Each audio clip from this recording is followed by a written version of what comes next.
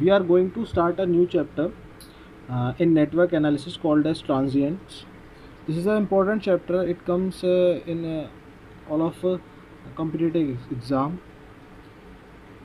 So let us start a transient analysis. What do you mean by transient analysis? First we have to take a look at, let us suppose this is I can say this is y and this is, let's suppose this is a time axis. Now if I now let us suppose y here is response with respect to time. इस y का अगर मैं graph बनाऊं आप लोगों के लिए,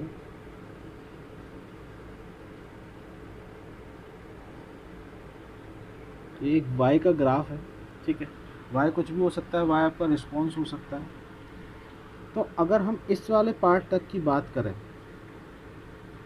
अगर हम इस वाले पार्ट तक की बात करें, इस वाले पार्ट में जो y है ये आपका चेंज हो रहा है, ठीक है। आप देख सकते हैं y आपका क्या कंटिन्यूसली चेंज हो रहा है y आपका। तो इसी वाले पार्ट को हम बोलते हैं ट्रांजिएंट पार्ट। और अगर आप इस पार्ट के आगे देखें तो यहाँ पे क्या हो गया, y आपका कांस्टेंट हो गया है। इस पार्ट को हम बोलेंगे steady state. Okay, in network, ये थोड़ा कंट्रोल सिस्टम का एग्जांपल था। In network we are dealing with capacitors, inductors and registers.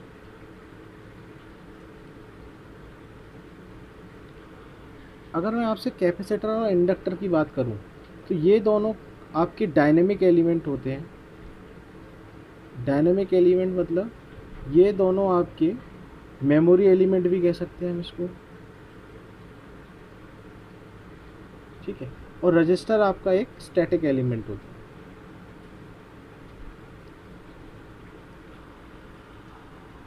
As we all know that capacitor can store the energy in the form of magnetic field. Sorry, capacitor can store the energy in the form of electric field. An inductor can store the energy in the form of magnetic field. Resistor cannot hold any energy. Okay, resistor is a static element. It is a memory less element. It cannot hold any memory.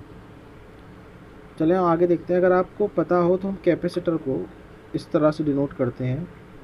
Suppose ये आपका एक capacitor है, ठीक है। Capacitor में अगर current आपका इस डायरेक्शन से आ रहा है तो ये वाली प्लेट आपकी पॉजिटिव होगी और ये वाली प्लेट आपकी नेगेटिव होगी। अगर आप करंट की इक्वेशन देखते हैं किसी भी कैपेसिटर में, करंट की equation I of C T is equals to C D V C T by D T. Means current in the capacitor, इसको मैं करंट लिख देता हूँ यहाँ पर, current in the capacitor is equals to the differentiation of the voltage across the capacitor. Okay, this is a simple Ohm's law. You can find out voltage also from here. अगर आप C को यहाँ divide कर दें नीचे तो I C T is equals to C is equals to D V C T over D T. Now it can become V C T is equals to 1 upon C integration minus infinity to T ICT dt. Okay, same अगर हम inductor की बात करते हैं, inductor में current अगर यहाँ से एंटर करता है ILT तो ये आपका पॉजिटिव हो जाएगा, ये VLT। अगर हम इंडक्टर में बात करते हैं, इंडक्टर का वोल्टेज L TILT वो dt। ओके, कुछ नहीं करना अपने को। जिस तरह से अपने यहाँ पे हमने करंट की इक्वेशन लिखी थी कैपेसिटर में, अगर हम इंडक्टर की इक्वेशन लिखना चाहते हैं तो हमें I की जगह V कर देना है और V की जगह हमको I कर देना है, simple. Okay, now if you अगर हम इसको फर्दर प्रोसेस करें इस इक्वेशन को तो ILT इज इक्वल्स टू हो जाएगा आपका VLT integration minus infinity 1 upon, इसको हम आगे अगर करते हैं तो ये I of T is equal to होता है आपका 1 upon L integration minus infinity to 0 V L T D T plus का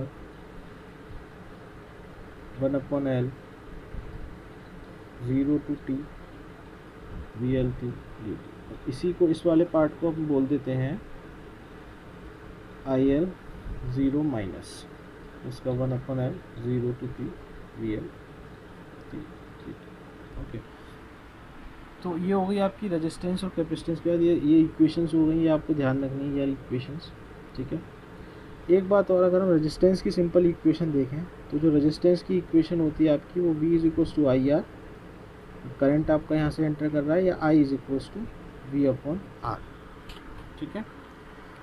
तो ट्रांजिएंट्स का मतलब क्या है, देखिए आपने मानिए सोर्स कनेक्ट करा, लेट अस सपोज ये आपका कोई सर्किट है, मैं कोई सर्किट बना देता हूँ यहाँ पे, लेट अस सपोज ये आपका सर्किट है, ये आपका कैपेसिटर है, ये आपका रेजिस्टेंस है, यहाँ पे आपने एक सोर्स कनेक्ट करा, लेट अस सपोज 100 वोल्ट का सोर्स।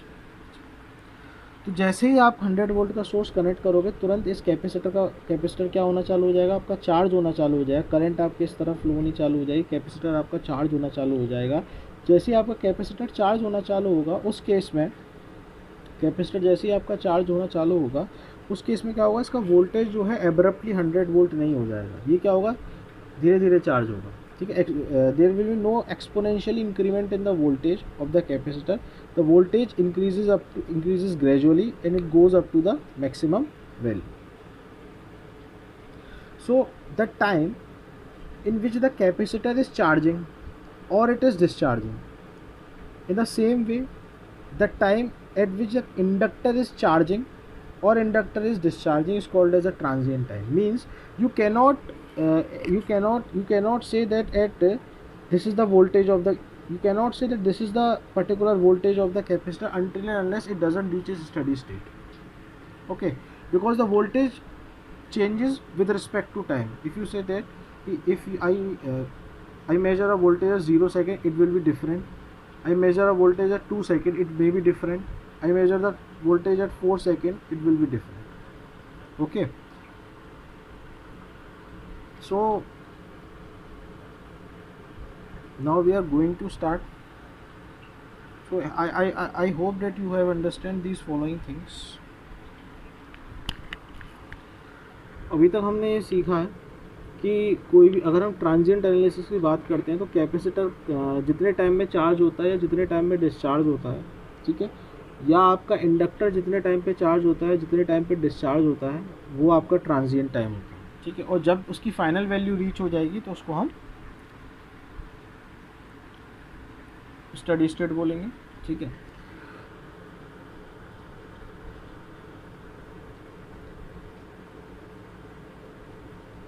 लेट अस सपोज मैं एक डिस्चार्जिंग ग्राफ आपको देता हूँ, ये वाई टी है, ये टाइम है, ये आपका ग्राफ क्या हो रहा है, यहाँ से ये आपका ग्राफ डिस्चार्ज होना चालू है, ठीक है। तो आप जनरल इक्वेशन देखेंगे किसी भी डिस्चार्जिंग ग्राफ की, तो जनरल इक्वेशन होती है किसी भी डिस्चार्जिंग ग्राफ की, Y of T is equals to Y of naught E to the power of minus का टी बाय टी, ये होती है जनरल इक्वेशन किसी भी डिस्चार्जिंग। ये आप देख सकते हैं डिस्चार्ज हो रहा है, यहाँ पे इसकी मैक्सिमम वैल्यू थी डेट इज़ वाई नॉट, जैसे जैसे टाइम बढ़ता चला जा रहा है एक्सिस पे उतना वाई नॉट वाई की जो वैल्यू है वो कम होती चली जा रही है और वो डिस्चार्ज हो गया आपको, ठीक है। तो अगर आप देखें इसको तो y of t is equals to कितना हो जाएगा, y of naught E to the minus t by tau, this is the discharging equation, okay. Let us suppose I put time t is equals to 0, what is this, it is y naught e to the power of minus 0, which is nothing but y naught. So at time t बराबर 0, the equation is y naught. If I take t is equals to tau, ठीक है, ये हो जाएगा y naught e to the power of minus का t which is equal become tau, tau से tau cancel हो जाएगा आपका, ये हो जाएगा y naught e to the power of minus 1, जिसकी वैल्यू आपकी आ जाएगी 0.36 of y naught, 0.36 of y naught, ठीक है। उसी तरह आप आगे ले सकते हैं। लेट अस सपोज मैं y is equals to t लेता हूँ आपका, y is equals to t मैं आपका लेता हूँ। इसी तरह अब सेम मैं आगे लेता हूँ, मैं आपका y is equals to let us suppose time is equals to 4 time constant लेता हूँ, तो हो जाएगा आपका y naught E to the power of 4 tau, आप लिख दीजिए टी की जगह 4 tau by tau, that is minus tau से टाउ आपका कैंसिल हो जाएगा, इसे आपका टाउ से टाउ कैंसिल होगा, ये हो जाएगा आपका y naught E to the power of minus of 4। If you think what is the value of e to the power of minus का 4, अगर आप सोच सकते हैं what is the value of e to the power minus 4, आप calculate कर सकते हैं उसको कैलकुलेटर से कि e to the power of minus 4 की वैल्यू क्या है। तो इसकी जो वैल्यू निकलेगी वो निकलेगी आपकी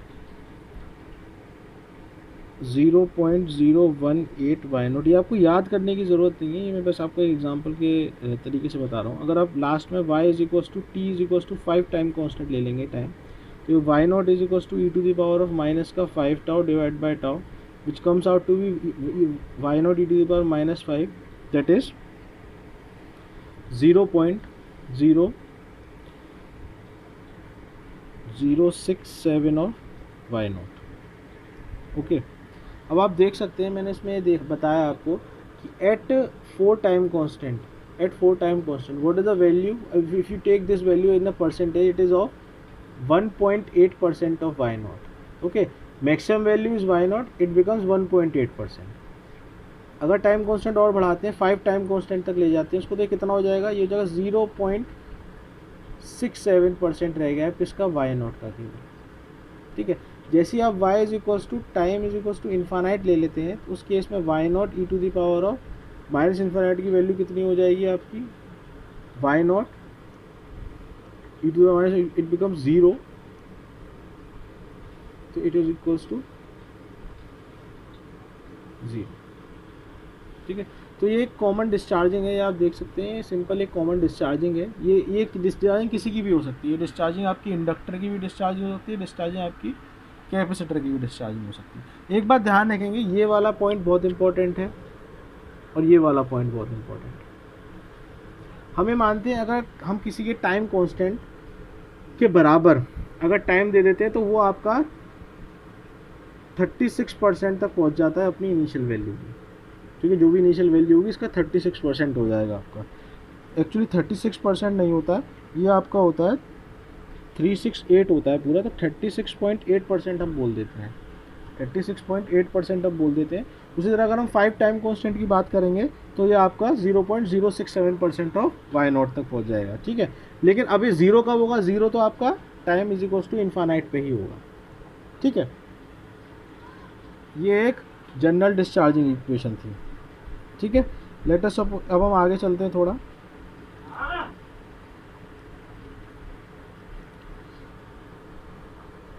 अब लेट अस सपोज मैं ले लेता हूँ कि ये y of t is equals to k plus y naught E to the power of minus का t बाई टाउ है। तो एक बार बहुत ध्यान से देखेंगे यहाँ पे, अगर आप ग्राफ बनाएंगे अब इसका, तो ये आपका ग्राफ क्या हो जाएगा, सेम आएगा, बस k से शिफ्ट हो जाएगा ऊपर, यानी जो भी वैल्यू होगी, अब जो भी वैल्यू होगी वो आपकी ये वाई नॉट प्लस के और y to the power of t, और ये हो जाएगा t, ये आपका k से क्या हो जाएगा, ग्राफ आपका शिफ्ट हो जाएगा ऊपर। यानी डिस्चार्जिंग में आप दो बात कह सकते हैं, दोनों ग्राफ डिस्चार्जिंग के हैं, और इसमें आप दो बात बहुत ध्यान से कह सकते हैं कि डिस्चार्जिंग के टाइम पे या तो आपका जो कैपेसिटर या इंडक्टर आपका 0 वैल्यू अटेंड करेगा या वो कोई फाइनाइट वैल्यू अटेंड करेगा। ठीक है, उसी तरह अगर हम चार्जिंग की इक्वेशन देखते हैं तो बेटा चार्जिंग की इक्वेशन होती है y of t is equals to y of naught 1 minus e to the minus का t बाय t, ये होती है चार्जिंग की इक्वेशन। अगर आप इसका ग्राफ बनाते हैं, ये ग्राफ आप अपने आप ड्रॉ कर सकते हैं, ग्राफ आपका 1 होगा।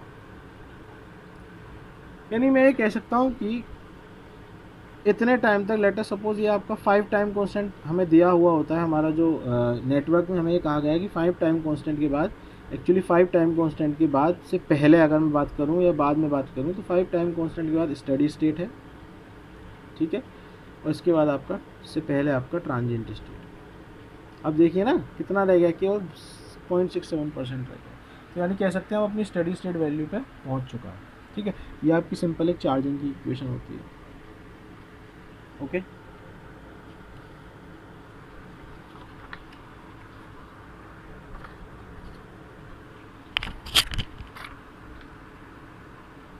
Now we have to understand, let us suppose ये एक और मैं आपको अभी ग्राफ बना रहा हूँ। लेट अस सपोज ये टाइम है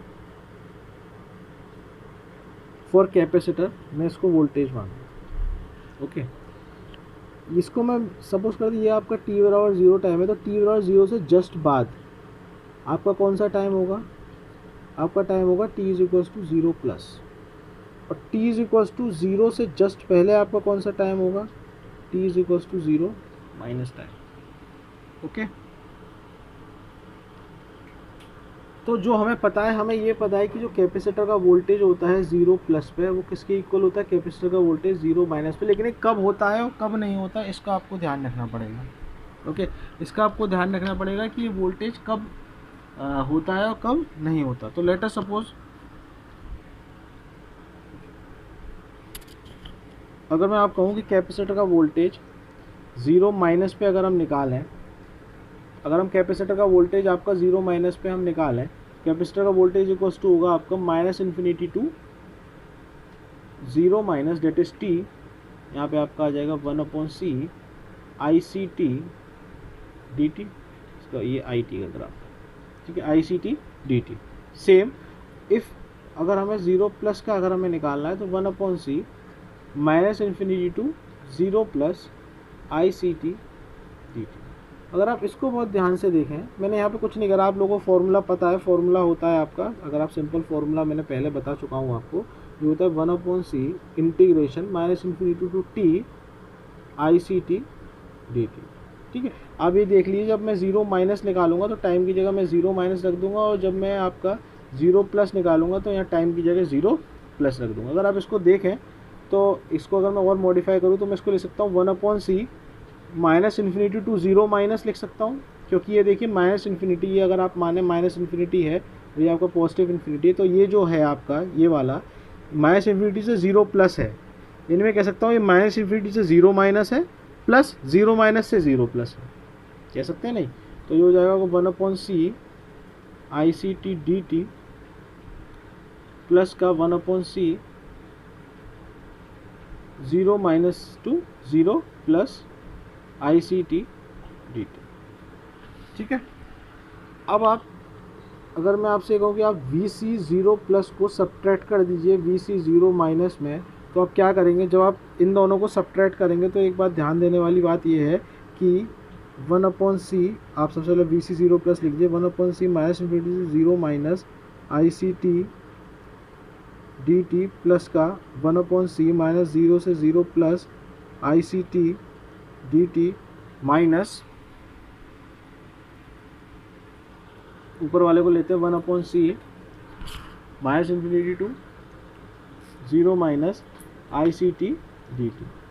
अगर आप देखें तो इससे कैंसिल हो जाएगा, ये जो निकल के आया आपका यह है 1/c 0 minus to 0 plus I C T D t. If you look at this, जो हमने ग्राफ बनाया था ऊपर वो कुछ इस तरीके से है, ये आई टी है, ये टी है, ये आपका 0 माइनस है, और ये आपका t is equals to 0 plus है।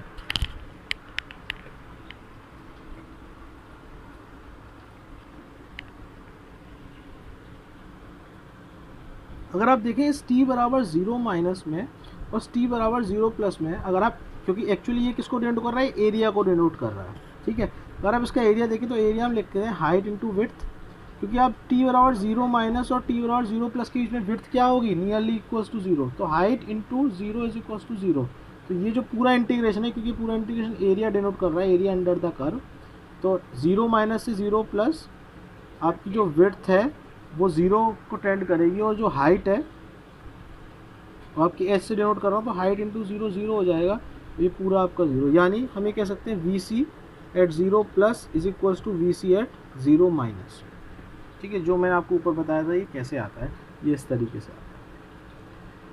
लेकिन ये कब फेल हो जाता है, इसमें हम लिख लेंगे it is possible when no impulse are present in current.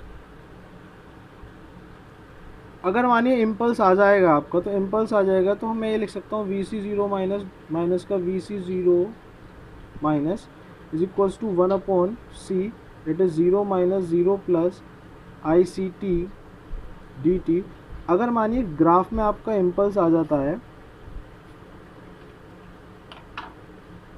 तो मैं इसको t is equals to 0, t is equals to 0 minus t is equals to 0 plus, अगर मानिए यहाँ एक इम्पल्स आ जाता है आपका डेल टी, होगा क्या यहाँ पे आई सी टी की जगह मैं क्या करूँगा, एक डेल टी हो जाएगा यहाँ पे। तो इस डेल टी का इंटीग्रेशन क्या होगा, वन अप, इसका डेल टी का इंटीग्रेशन क्या होता है, आपने एक सिग्नल सिस्टम में पढ़ा होगा, डेल टी का इंटीग्रेशन होता है 1, तो इट इज़ 1/c। तो अब ये आपकी कंडीशन फेल हो गई किस केस में, तो मैं ये कह सकता हूँ कि v c 0 plus is not equals to v c at 0 minus when there is impulse in the current।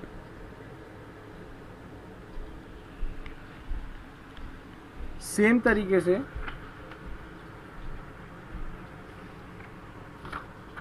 अगर आप किसी इंडक्टर की बात करें तो इंडक्टर में इस तरह बताया था मैंने आपको कि i l t is equals to होता है आपका 1/L integration v L T D t. Okay, और अब पीछे वाले की तरह ही अगर इसकी एनालिसिस करेंगे तो आपको पता चलेगा कि यहाँ पर भी आई एल 0 माइनस किसके इक्वल होता है, आई एल 0 प्लस में, कब, when there is no impulse in the voltage। okay, if there is impulse when IL 0 minus will not be equals to IL 0 plus if there is a impulse in the network। हम इसके बहुत सारे question करेंगे, आपको clear हो जाएगा कि ये क्या कब इम्पल्स होता है और कब इम्पल्स नहीं होता है, when impulse is present। okay, अब तक के लेक्चर में हमें एक बात बहुत अच्छी तरह समझ में आया कि अगर हम कैपेसिटर की बात करें तो ये हमें क्वेश्चन सॉल्व करते हैं बहुत काम आएगा। अगर हम कैपेसिटर की बात करें तो कैपेसिटर में जो कंटिन्यूटी होती है वो आती है आपकी वोल्टेज की, यानी v c at 0 minus will be equals to v c at 0 plus. ठीक है, अगर इम्पल्स नहीं है, अब एक बात ध्यान रखें कि ये 0 माइनस और 0 प्लस वाली की बात नहीं है, ये अगर आप टाइम 2 ले लेंगे, 2 सेकंड ले लेंगे तो 2 सेकंड पे भी यही रहेगा, आप टाइम 3 सेकंड ले लेंगे तो 3 सेकंड पे भी यही रहेगा, आप टाइम कुछ भी ले लेंगे उसके जस्ट पहले और जस्ट बाद में वोल्टेज इक्वल होता है कैपेसिटर में। सेम अगर मैं आपसे इंडक्टर की बात करूं तो i l at 0 minus is equals to किसके होगा, आई एल एट 0 प्लस। फिर वही बात है कि यहाँ पे केवल 0 माइनस और 0 प्लस की बात नहीं है, अगर आप 2 माइनस और 2 प्लस पे देखेंगे या आप किसी भी टाइम पे देखेंगे इसको तो ये दोनों सेम रहेगा। ठीक है,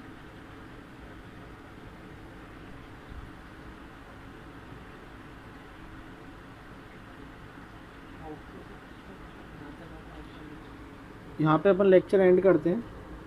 ठीक है, इसके बाद अपन कल देखेंगे कि क्या होता है जब हम क्या बिहेवियर होता है किसी भी कैपेसिटर का, इंडक्टर का, जब हम उसके सर्किट में कनेक्ट करते हैं। ठीक है, ये अपन लोग कल देखेंगे। Thank you for watching.